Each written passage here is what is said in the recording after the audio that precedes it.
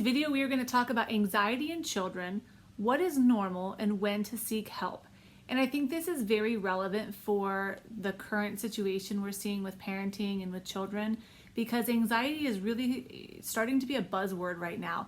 And I don't say that as a negative. I think the more we can talk about it and the more we get schools communicating and parents communicating, the better it is for our children. But just because a child has a fear, especially a very typical developmentally appropriate fear, we have to be careful when we're labeling children as anxious children.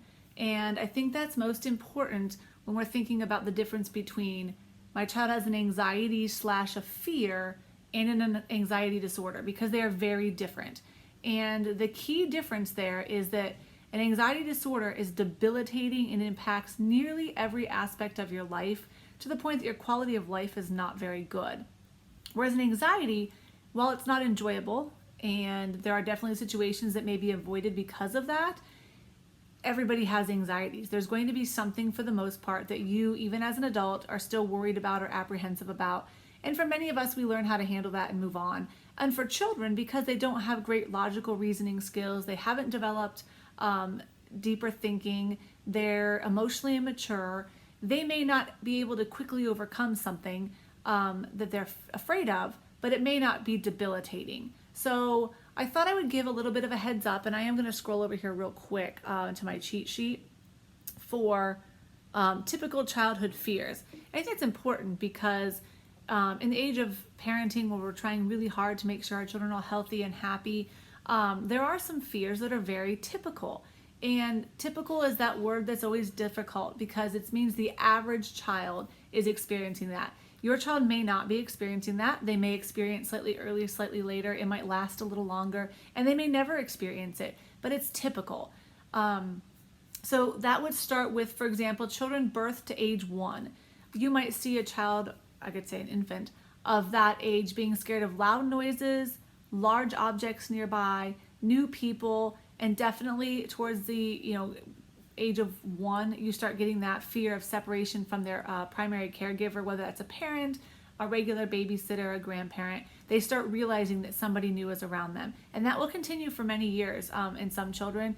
And at that point, still not a disorder, but it is something to keep an eye on. For children ages 2 to 4, they're scared of large objects, often animals, even though as adults we know a llama or a dog might not be anything to be fearful of. The size can be very intimidating to a small child. Once again, separation of from a caregiver. The dark is very nerve-wracking for many children.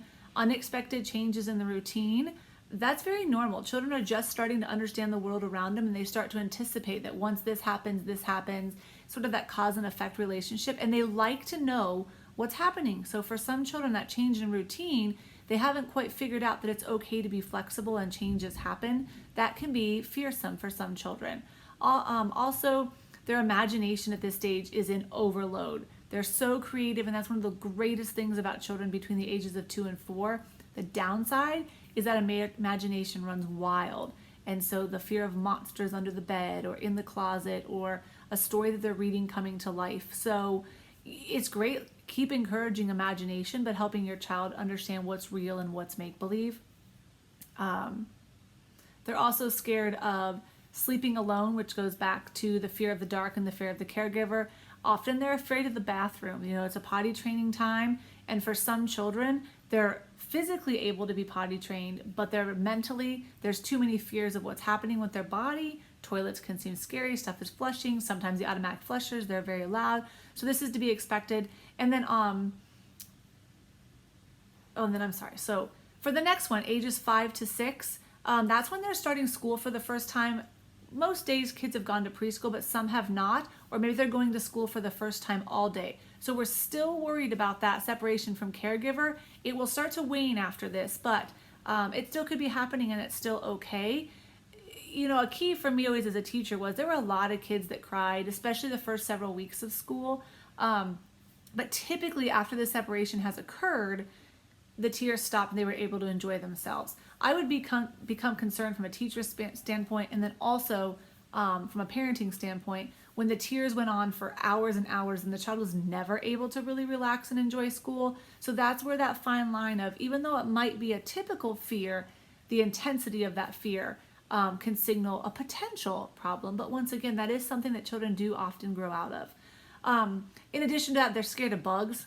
They're starting to learn that bees can sting or a scorpion can sting, and so they're not able to separate all bugs or separate bugs as into some might be scary and some might be helpful. So anything flying and quick and creepy crawly can really cause some intense fears in children. Of course, some may love it. So it goes back to individual children, but it's not abnormal to be scared of bugs at that age. They're also still scared of the dark. They're scared of storms. They're starting to learn about weather and nature. And so, of course, they've latched onto tornadoes and hurricanes and lightning. And so you'll have a lot of kids asking questions around this age.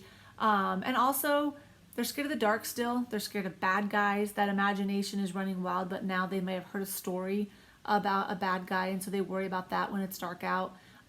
Medical visits and procedures. So they're still scared of that, impending potential pain or unknown of what's happening. Very typical of 5 to 6 year olds. As we move into 7 and 8 year olds, they're getting a little bit higher level thinking, a little bit more maturity, but they're still very young. They start to worry about death, especially if somebody that they know has passed away. They don't understand why that couldn't happen to them or their loved ones. So they are fearful of death, feared of getting hurt, getting sick, potentially leading to dying, or just the fear of the unknown. Still scared of the dark, often at this age, still scared of storms. They're hitting that age where they're not so worried about separating from their caregivers. For most of them, they've built that trust up and that understanding that parents will return. But for some children, if you're seeing it still at this age, it might be a little red flag. They are now scared, though, of making friends. Will that child like me? Will my friend sit with me at lunch? Was so-and-so making fun of me? They're very, very scared of being embarrassed. And mostly that pertains to embarrassment at school. It goes back to, will that person like me? That type of thing. And then for children 10 to 12, it doesn't end. They're very worried about their school performance. Their grades matter. Is their project as good as the child next to them? They're worried about friends, their physical appearance. Those are to be expected, and it doesn't really stop. You hit 12, you kind of enter the teenage years after that, and that is, the social anxiety is very real. Of course, you don't want it to be debilitating, but the fears are common at that age. One last thing for those 10 to 12-year-olds, they're still worried about death, but they're really concerned about growing up. Their body is changing. Sadly, people are talking about what you want to be when you grow up, and so that puts a lot of pressure on these children. So if your child's experiencing any of those, it's very common. As I said in the beginning, debilitating anxiety is when it leads to a disorder. It doesn't mean you ignore it. You're still very, very much encouraged to talk to your child about why they're having these fears and what anxiety is, and that it's normal to have these fears, and that chances are you'll outgrow these fears. But be looking for that debilitating anxiety and the intensity of it. If your child is 10 to 12 years old and they're still struggling to go to school without you, still really fearful of the dark, scared to go to public restrooms, it doesn't mean your child has a disorder, but they may need some additional help in working through that anxiety.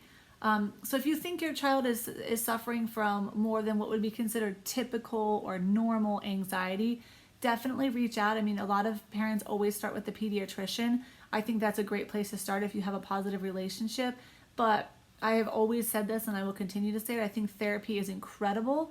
It can do so many things. Even if your child doesn't have an anxiety disorder, it gives them an opportunity and a safe place to talk about their fears, to get a better understanding of it. And knowledge is power. And so the more they know about themselves and the more ways they learn to cope with unhappiness or discomfort, the more resilient they become. So don't panic if your 6-year-old is scared of bugs or your 8-year-old is still scared of the dark. No, that's very normal, but help them through it. And, be concerned really when you start seeing those signs of intense, debilitating anxiety. But even then, remember, anxiety is very, very treatable, and it's very common. Not that it doesn't take away that won't take away any of the pain you're feeling as a parent to see your kid struggling, but it is treatable. So knowing that, you can get in front of it, and get your child help. I hope this helped. Please leave any comments below, sharing some typical anxieties or some abnormal anxieties you've seen, and use it as a way to help other parents feel less alone in this journey. Thank you.